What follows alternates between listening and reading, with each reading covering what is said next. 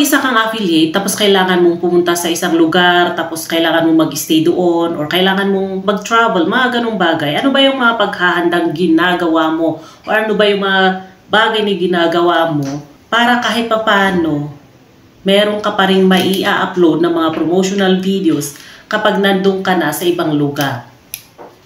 Alam nyo ba, kagagaling ko lang sa probinsya namin at nag-stay ako doon ng mga 4 days. At alam niyo ba kung ano yung mga ginawa ko bago ako umuwi or bago ako mag-travel?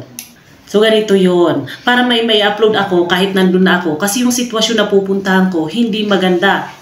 Kaya hindi rin maganda na kapag nandun ako, nag-video-video, gumagawa ng content. Diba? Okay lang sana kung parang namasyal lang ako, gumagala, okay lang. Pero yung sitwasyon na yun, hindi maganda na mag-video-video at gumawa ka ng content.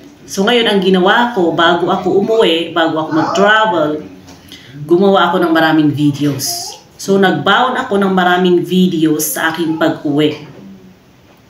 Yung mga videos na yon may mga edited na, so ready to upload. Yung iba naman, hindi pa siya edited, raw videos lang. So yun ang mga binaon ko sa aking pag-travel or pag-uwi.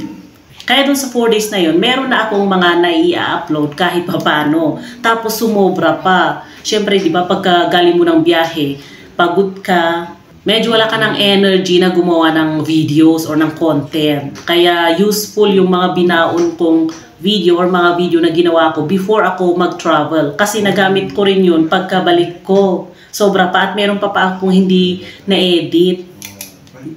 Yun ang kagandahan ng affiliate business. So kahit magpunta ka sa ibang lugar, kahit mag-travel ka, basta meron kang mga product na dala or may baon kang videos na pwede mong i-upload, o diba?